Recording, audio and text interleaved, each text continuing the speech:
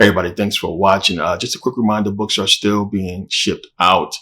We didn't forget anybody. We're going to be sending you guys tracking numbers for anybody who ordered books. But we got you guys as always, and I appreciate the patience and support. Also, yeah, a lot of you guys hit me up about the Never Pay Again sale. I know a lot of people missed it, the 24-hour sale. Put it back up there, and I actually reduced the price. It's 24 hours only. Make sure you guys take advantage of this. It will not happen again. I understand a lot of people going through stuff and dealing with issues. This is a lot of information. It's a lot of work, years of work for you guys have been following me to put it out for this price. But I understand, people dealing with issues, and take advantage of it while it's at this price. It won't happen again. 24 hours. I'll leave it up probably a little bit longer, but you guys have to at least Sunday to take advantage of that sale. And yeah, it'll get you access. And if you are doing the $7.99 a month, that will cancel it out. You get one payment right here. You got a shot to knock it all out and be done. I mean, I can't make it any easier than this. Lifetime membership, access, the whole nine. You'll get the download link. I can't make it any easier than this. So you want to take advantage of it, take advantage of it. It's not going to happen again, ever again at this price. And I got a lot of the emails. I understand people dealing with issues. This has never been about money. So this is why I do this for you guys. So don't insult me. Take advantage of it while it's available. So appreciate the support. So now I want to get into this video. We're still in Saturn retrograde until October, and it's a lot happening if you guys are keeping up with Saturn and keeping up what's going on out there, based on, what we can measure and what, if you're into astrology. But it's going to be a Saturn Satan Part 7. It's going to be on Merkabah Academy. If you are a lifetime member or Never Pay Again member, it will be out this week. But there's so much going on with Saturn, so much new information and really old information. So we're going to get into a Saturn Satan Part 7 that we're going to put out on Merkabah Academy. So stay tuned for that. And yeah, we're still in retrograde with Saturn. And I talked about before how, this is karma season. If you doing any shit bad, if you got any bad intentions, now it's not the time. Now it's not the time to be doing anything stupid, because this is karma season. This is the time where you can get a lot done. This is where they have to make everything seem, evil. This is what it's about. Because if you understood the power of it, you wouldn't be scared of it. So, we got into my Saturn Satan series. And, 6 videos on that. It's a lot of information, but the connection with Saturn and Satan and understanding that, connection with Kronos and Osiris and how all this stuff goes together, it's important to understand, because a lot of people are not going to figure it out. So, for those of you, we talked about this, who had questions, you got to understand one. You have the Old Testament, you got the New Testament, right? So when you really understand, the Old Testament is the worship of Saturn. And I got into this in previous videos. It's the worship of Saturn. This is why we get into the whole Judaism and, the black robes. When you go back to Syriac Orthodox Christianity, remember, before Islam, they was wearing the black robes. It's what it's about. It represents Saturn. It's what the alchemists call the dark sun, which is Saturn. So we got into this information, and you got to understand that Old Testament, Saturn, New Testament, our sun. So Saturn was called the dark sun because it's believed to have been a sun or something like a sun, either a dwarf sun.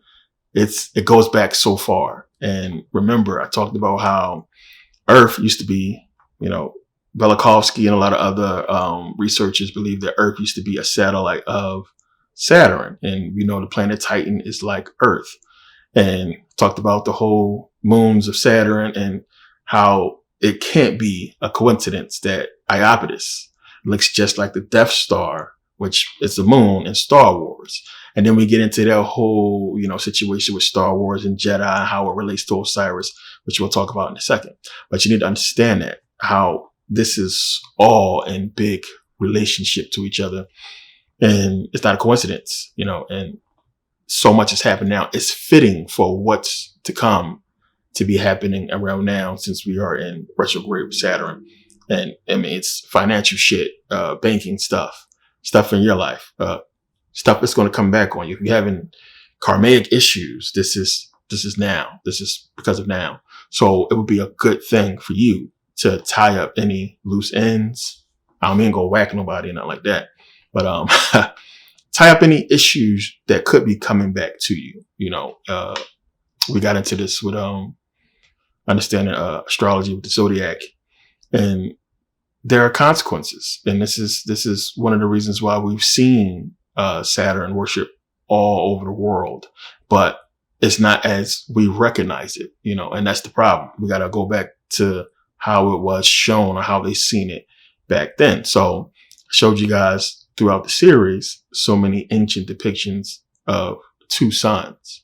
And a lot of people don't understand when you go back and look at all those ancient drawings, especially we found them in the Middle East, there's always two suns, and it's like, what is this other image? Looks like a star, and that's Saturn. So when we go back and we look at the worship from back then and what they was talking about, us now believing they're talking about our sun in the sky, they were always talking about Saturn. That was the business back then. That's what they were worshiping back then. And it's where we go and look in the Old Testament. The Old Testament is Saturn worship. Everybody who they're going and killing the Israelites, they're worshiping Saturn. Moloch, Saturn. Remphian, Saturn. This is all in the Bible. And it's giving you that understanding. So when he said, you shall worship no other gods. So think about it as we talk about us conscious people, the sun being God. What would be the other God? Saturn. 2, the other God. No gods before me. Understand? So you got to understand that breakdown on what it's speaking to. So you have the dark sun, Saturn, Satan, but it's trying to make this dualistic connection esoterically. So you have the dark Lord, Satan, the dark Lord, the dark sun. And then you have, Jesus is the light of the world, which we know is the sun. And understanding this connection is one of the reasons why they had the temptation between, Satan and Jesus in the Bible to kind of further give you understanding about what it's talking about. And this has to do with the, reptilian lower brain and all that, which we'll get into. But it's deep stuff. So, for the Christians who I just got finished talking to, we got into this, and, you guys are scared of Satan and you don't understand its connection.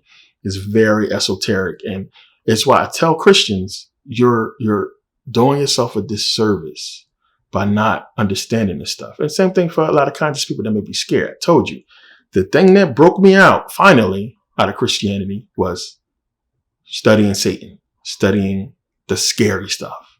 And then you see, how it all fits and how, it applies to, all of this Satan stuff. But when we go back and we look at, the ancient world, and we see, Shamash, and we see that image, of Saturn. That's Saturn there. And a lot of people, again, we see a star, we automatically think sun. It's talking about Saturn. But you start going through the Old Testament and you look at, the worship of Moloch and everything that it's talking about, it's always going back to Saturn. It says, this is Acts 7:43.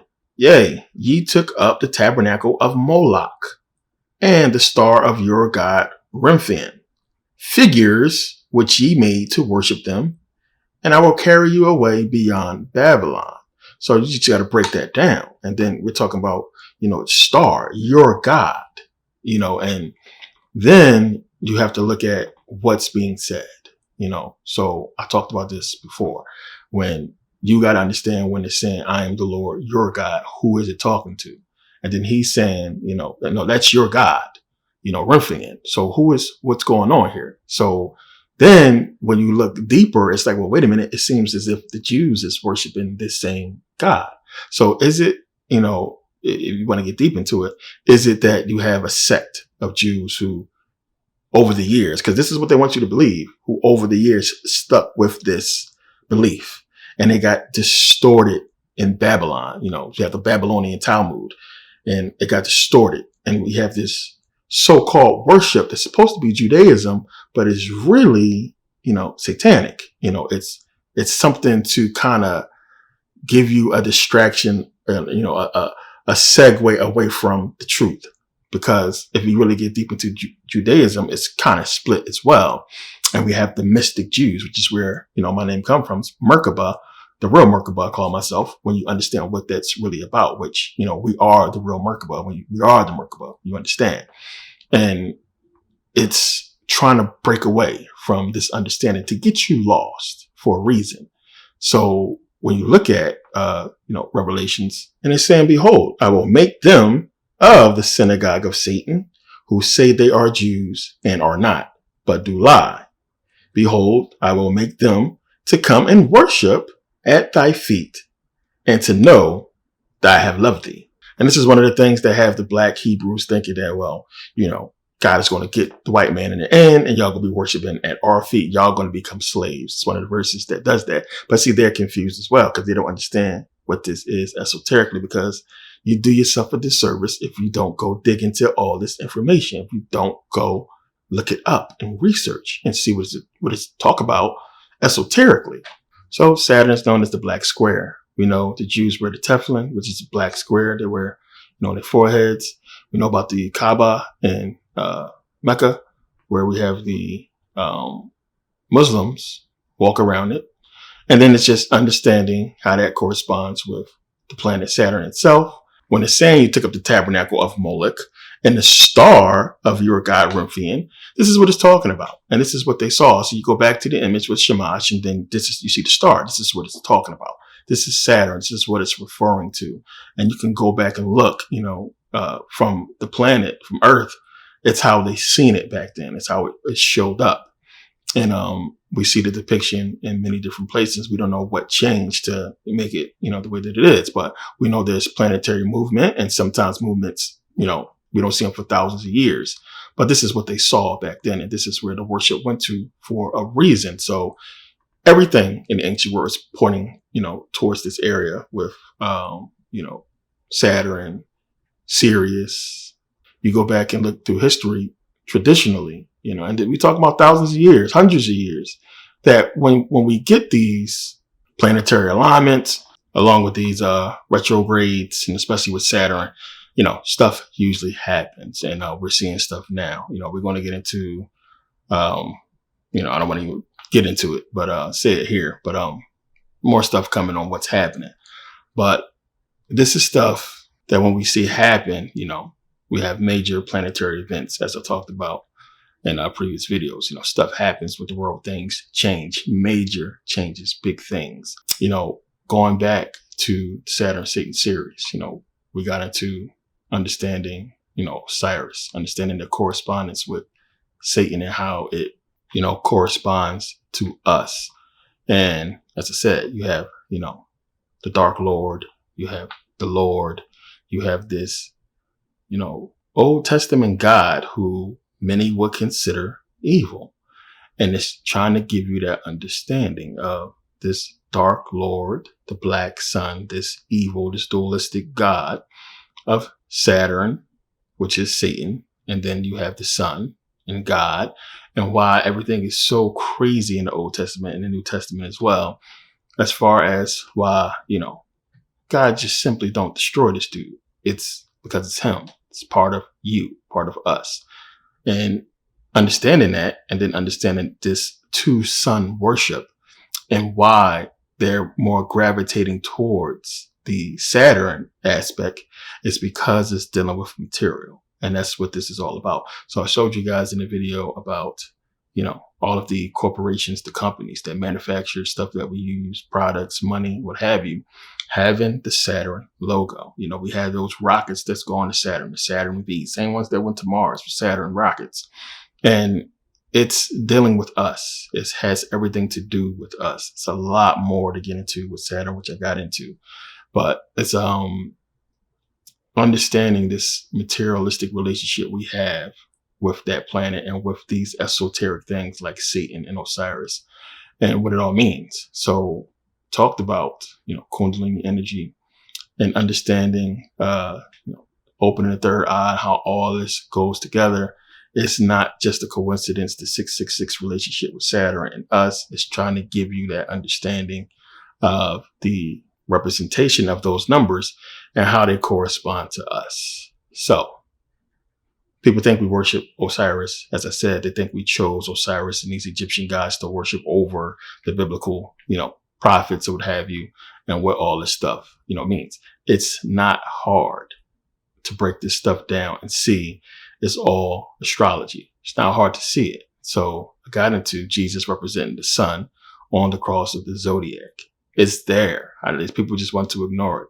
The 12 disciples that follow Jesus represent the 12 signs of the zodiac.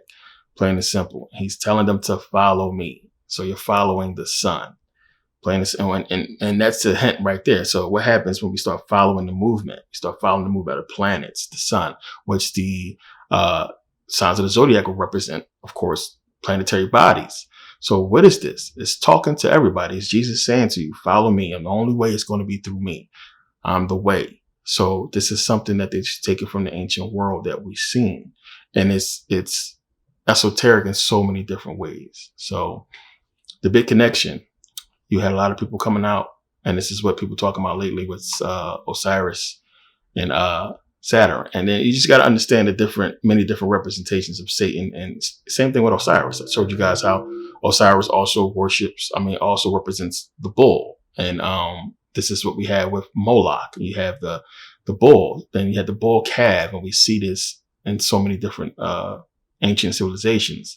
And then, it's not a coincidence that you had Satan being shown with the two horns. And then you also have Satan as a serpent. And it's like, what is going on? The dragon, that serpent, he's called a serpent and a dragon. He's looked like Pan and a lot of different drawings with the horns. All this stuff is the same. So it all goes back to ancient Kemet and them giving us this understanding.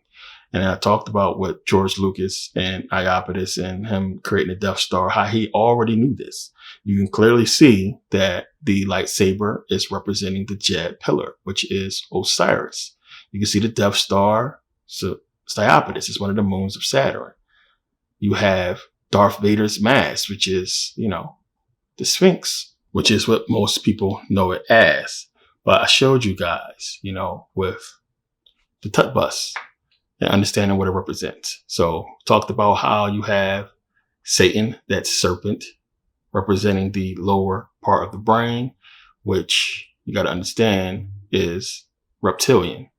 The higher part of the brain would be the limbic system, which they call the bird brain, because it's just like a parrot. We share the same type of limbic system with birds, which is one of the reasons why parrots can talk. So you have here with the Wajet, Nekbet, you have the serpent, right? You have the bird. It's giving you Upper and Lower Egypt. For those who understand what that divide is really about, it's power. But we have what I showed you guys with Osiris. This is Osiris right here, represents the spine. And it's giving you that energy, the serpentine energy, the Kundalini energy, which basically rises from the spine. But this is all the same. This is what Osiris is. And when you see the early depictions of Osiris, you see him represents the spine and many other things. We don't worship him as a god. We represent him as many different aspects of us and nature. Now, as I said, Osiris represents the Jed, D-J-E-D. The energy rising up the spine activates the third eye. So you have Jed, which would be the spine, the Jed pillar eye, Jedi. And this is why George Lucas used this representation and where the word Jedi comes from. It's talking about the Jed. So as I've shown you guys with the pyramid in Kemet, the Great Pyramid is giving you this exact representation when you have the King's and Queen's Chamber pointing to Sirius and pointing to the lower chamber, which would be the Queen's Chamber, pointing to the constellation of Draco, which would be the serpent, which is why Queen, you have the woman Eve, which is why Eve is the one who dealt with the serpent first. It's just giving you this whole story. And this is stories that they're not telling us, that you don't hear about that you have to really dig into ancient Egyptian mythology and understand a lot of these stories. I talked about the whole story with the Garden of Hesperides and understanding that this is the Garden of Eden story that existed long before anything biblical. And in the Garden of Hesperides, you have multiple stories, with Hercules and, him having to do his duties. And he went to the Garden of Hesperides and he had to basically wipe out the serpent dragon. And it's one of the things you got to understand when you see that Garden of Hesperides and understanding that you had a man and a woman in the garden, which would have been Zeus, along with Hera. And we had the apples of immortality, which is the same as, the fruit that's going to make them immortal. That's the whole thing. If they eat off the tree of the knowledge of good and evil and the tree of life, they will live forever like us. Same thing. It's where the story is coming from. So that's an ancient story that goes back. It's many depictions in ancient Kemet where you can see this tree and this tree of knowledge. We know where it came from. So it's a lot of information that you're doing yourself a disservice of not understanding and running back to the understanding of this evil Satan. And it represents so many different things outside of your understanding. And it's going to take a lot of information for you to make it clear to understand it. So you got to really go back and start digging. And a lot of you guys are way behind. Satan is an aspect of us, just like God is. Good and evil. That's what it's about. So you have to break down the esoteric understanding of it. And of course, when you run into scary, spooky things, it's going to correspond to something that's bad. And this is what it's about. So yeah, you are correct in saying Satan, but this is stuff that when we look at scary stuff, it has to deal with men, stuff that men do. The magical, spooky stuff we see on TV is not real. It's still comes from the mind of men. So it's not something you should be caught up in. It's something that men created, just like they created the biblical stories for you to really grasp and understand that. The real Satan, evil, comes from men, comes from you. We have to be the people who instill it, who do it, who make it happen, no matter how you want to slice that. So anything evil you're seeing in this world is coming from men. It's not coming from, some angels or demons or something from out there. It's us. So it's not a coincidence. We see what's happening. It's the work of men. The wars, the financial problems, everything we've seen is the work of men. It's the evil within us. Plain and simple. We decide what happens. It's the work of men. Period. What you do, what happened in your life, you can't scapegoat it out to something, spooky like Satan. It's you. And you're giving that credit to the evil part of you, which would be the satanic part of you. So again, as I said, would kind of be appropriate to say, oh, the devil made me do it, because the devil is a part of you. It's that evil part of you. Always go back and talk about this. You have the, angel on one shoulder, devil on the other. It's the yin yang dualistic nature that we all live in. You make choices. And that's what the story in the Bible, Job is about. It's good and evil, God on one hand, Satan on the other hand. But, it's not good what God did. It's really all an act of Satan when you understand it. It's all the bad side, because the good part of you wouldn't put Job in that situation. It would be like, I'm not going to do this to prove a point to you. So it's giving you that understanding of how, your thoughts that you think is good could be evil, or what you think is good, is bad. We all have our interpretations of good and evil. If you're trying to do something that is important to you, somebody else might consider that bad. A group of people might consider that bad, and you're labeled the bad guy. But to you, what you're doing is a good thing because you're doing it for you and your family, so on and so forth. It's all men. It's us. So it's many deeper, different understandings of what Satan represents.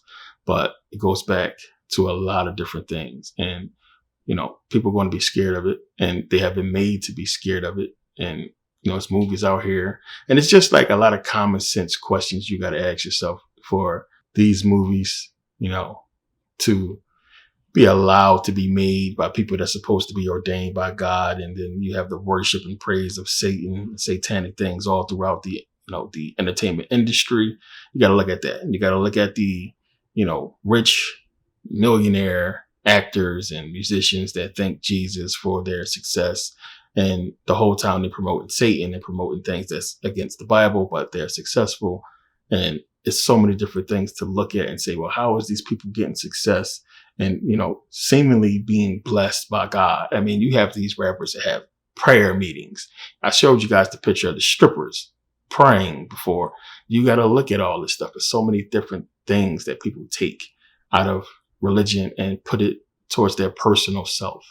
And that's really what you're supposed to do when you understand. But Christians doing it all the time on social media, not supposed to be there, doing things they're not supposed to do, but they will argue you down that they are Christian and that they worship and follow the book, when we can clearly see they don't.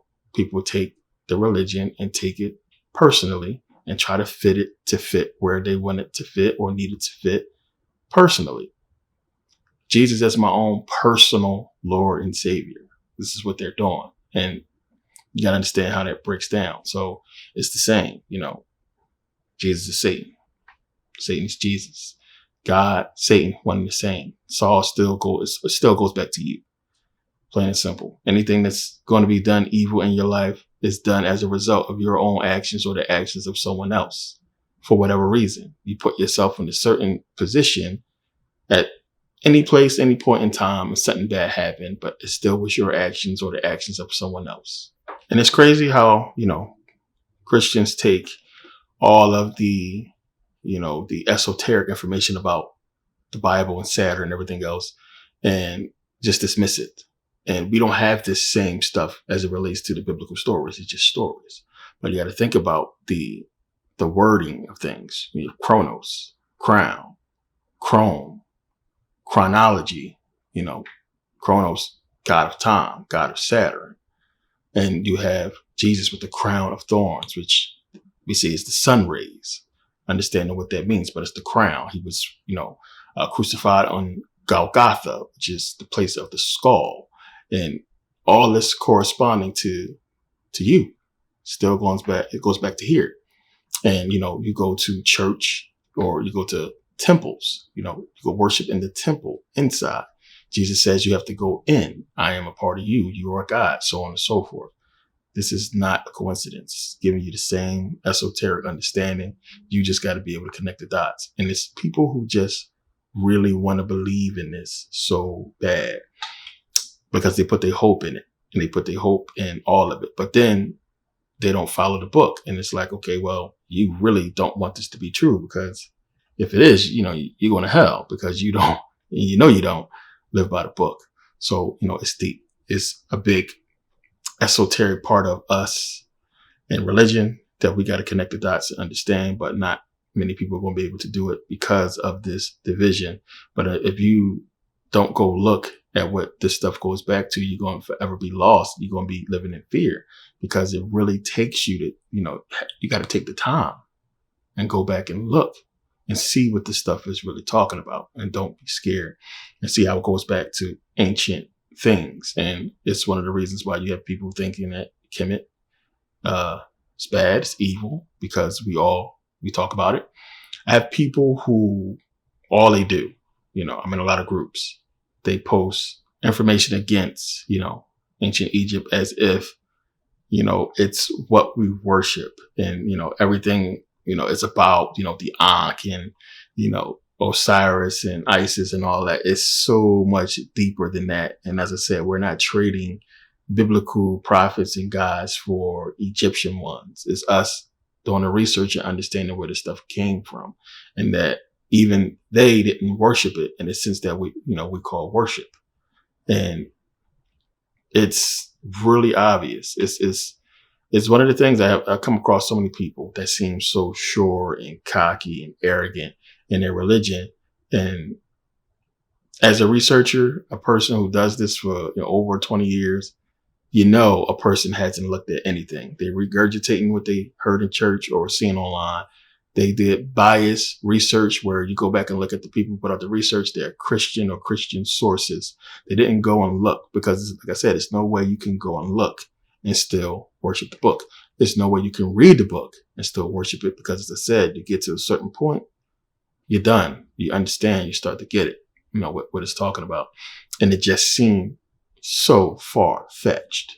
It's just crazy. It's hard to believe. The stories itself is hard to believe. But then just to believe the stupidity of the Hebrews throughout the Bible is just hard to believe that the people who are actually dealing with the real creator God is so stupid and so defiant, which is why you got to really look at that story. As I said, I am the Lord, your God. Who is it talking about? Because clearly I'm the Lord, your God. I'm not everybody else's God. I'm your God. And you should have no other gods before me, implying that there are other gods. But you're supposed to be the one who created everything. So why are you worried about any of this? Why is it a problem? Why would you be worried about them worshiping something that you created that not supposed to exist according to our preachers and what have you? So if there's other gods out there, who are these other gods, and why do you fear them? Why do you have a problem with them? What do they do? What are they doing? And then you got to look and just, it's a story, but just think about the biblical, the part of it, the common sense part of it, that if these people were worshiping whatever it is, it must be something real. But then you go back and you understand that, hey, it's talking about Saturn. It's talking about something that's real that existed. And then you got to look at it and say, hey, you guys, I don't want you to worship. This is what the God is saying to his people. And I broke down who his people is. I don't want you guys worshiping this stuff. Get away from it. No, I'm the Lord, your God. This is a different thing. And it's you understanding that now they're trying to get the people that's in the ancient world away from the worship of, what they call paganism, because everybody who wasn't doing the Christian thing was called a pagan, and away from the old worship, which is the real, not even really worship, just knowledge, real knowledge, and into the worship of men, because this is what's happening. You're worshiping men. You're worshiping prophets that never existed. You're worshiping Jesus that never existed. You're worshiping all this stuff that is no proof for, whereas in the ancient world, they have proof. This is real, natural, things. This is nature. And do away with that. Hellenization, religion, Christianity, Judaism, Islam, what have you. And it's men, Muhammad, worshiping the prophets, Sarah, Khadijah, all that stuff. And everything is put into man, and it's esoterically giving you nature, but it's hiding it, and it's hiding aspects about yourself that you need to know. But going to get into this more deeply in upcoming videos. I want to thank you guys for taking the time to watch, and everybody who supported, make sure you take advantage of that sale. It's going to be done by tomorrow. Thanks for watching.